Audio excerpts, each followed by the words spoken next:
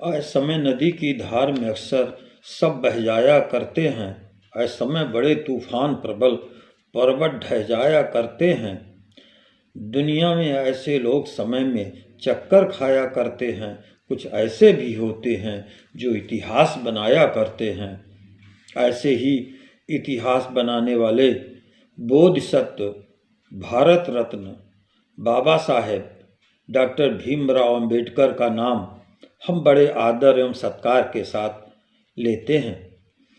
उन्होंने अछूत संतान से लेकर भारत रत्न तक की उपाधि तक पहुँचने का सारा इतिहास बड़ी कठिनाई से गढ़ा है। उनकी एक संघर्ष की गाथा है। डॉक्टर भीमराव अंबेडकर का जन्म 14 अप्रैल 1891 को महाराष्ट्र में हुआ। इस जाति को महाराष्ट्र में अछूत समझा जाता था।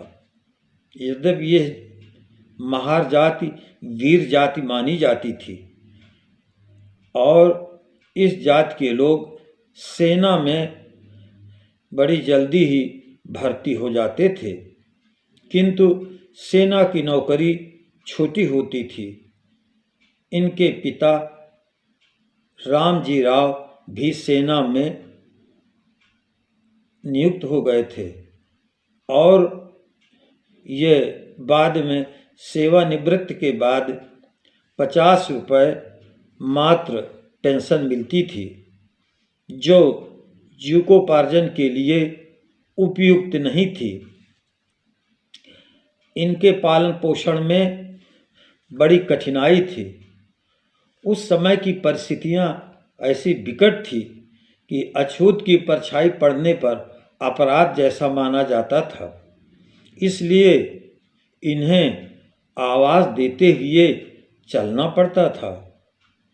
बच्चों का किसी स्कूल में प्रवेश नहीं मिलता था।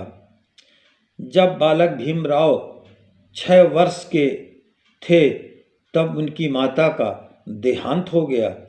किसी तरह से स्कूल में प्रवेश करने के बाद उन्हें कमरे के बाहर बैठना पड़ता था।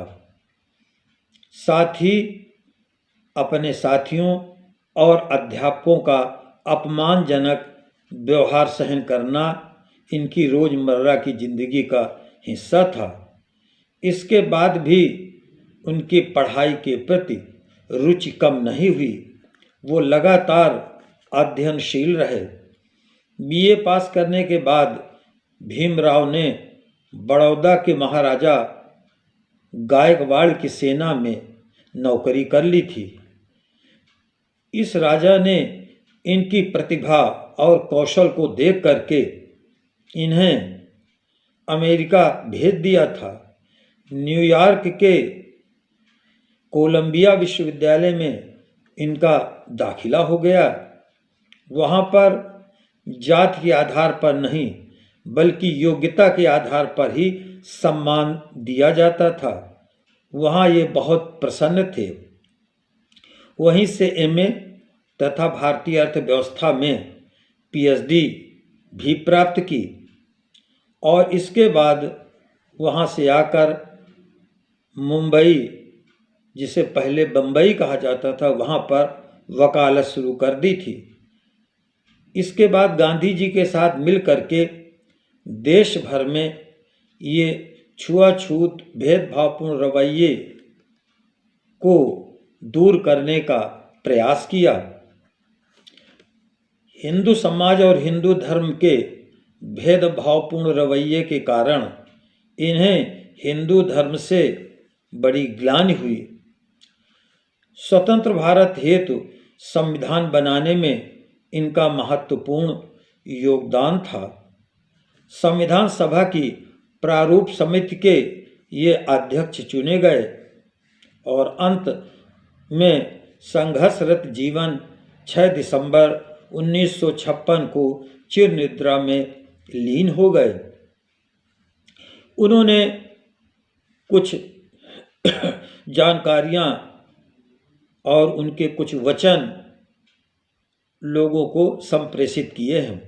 उन्होंने लिखा है, संविधान कितना भी अच्छा हो, उसे लागू करने वाले लोग अगर अच्छे नहीं हैं तो बुरा ही सिद्ध होगा, मगर संविधान भी कितना ही बुरा हो, यदि उसे लागू करने वाले लोग अच्छे हैं तो यकीनन अच्छा ही साबित होगा। दूसरा इन्होंने लिखा है कि मूर्ख वो नहीं है जो पढ़ा लिखा नहीं, मूर्ख वे हैं जो पढ़ लिख करके भी सच्चाई को समझते नहीं हैं। इनका एक प्रसिद्ध वाक्य जो जगह जगह स्कूलों की दीवारों पर लिखा रहता है, शिक्षा वो शेरनी का दूध है, जो पिएगा वो दहाड़ेगा और जो नहीं पिएगा वो जानवरों की जैसी आवाज़ करेगा। इन्होंने लिखा है, शिक्षित बनो, संगठित रहो, संघर्ष करो। और आगे इन्होंने ये भी लिखा है कि हमारे जीवन के 3 गुरु हैं और 3 दैवत्य हैं। 3 गुरुओं का नाम लेने में इन्होंने लिखा है कि पहले गुरु हमारे बुद्ध हैं, दूसरे कबीर जी और तीसरे महात्मा ज्योतिबा फुले हैं। हम उनकी नीतियों से बहुत ही प्रभावित हुए हैं। और हमारे 3 उपास्य दैवत्य भी हैं। पहला दैवत्य विद्या है, दूसरा स्वाभिमान है और तीसरा दैवत्य शील है, हमारी नैतिकता है। अगर ये किसी के अंदर ये तीनों गुण आ जाते हैं तो वह व्यक्ति महान होता है। शिक्षा ही ऐसी विधा है जिससे लोग अन्याय और अत्याचार को सहन नहीं करते और इनका जीवन बहुत ही प्रभावशाली रहा। इन्होंने बहुत सारी उपाधियां भी प्राप्त की हैं। अंत में ये कहना पड़ता है कि इन राष्ट्रीय नेताओं को हमने देश में विभाजन कर लिया है, जबकि ये राष्ट्रीय नेता हैं। आज ये दलितों के नेता होकर रह गए हैं। तमाम नेताओं को हमने बांट लिया है। यह इस देश की दुखद स्थिति है, जबकि ये राष्ट्रीय नेता हैं, हम सबके आदरणीय हैं, हमारे सबके नेता हैं। और अंत में हम कहते हैं, अंगार हार उनका जिनकी सुनहाक समय रुक जाता है, आदेश जिधर कर देते हैं इतिहास उधर झुक जाता है, आते जो युग युग में मिट्टी का चमत्कार दिखलाने को, ठोकने पीठ भूमंडल की न मंडल से टकराने को। बहुत बहुत धन्यवाद। यदि आपको बोधिसत्व बाबा साहेब भारत रत्न डॉक्टर भीमराव अंबेडकर का यह वीडियो आपको अच्छा लगे तो आप चैनल को लाइक कीजिए, सब्सक्राइब कीजिए और दूसरे लोगों के बीच में शेयर कीजिए, ताकि दूसरे लोग भी उनके जीवन गाथा से परिचित हो सकें। बहुत बहुत धन्यवाद। जय हिंद, जय भारत।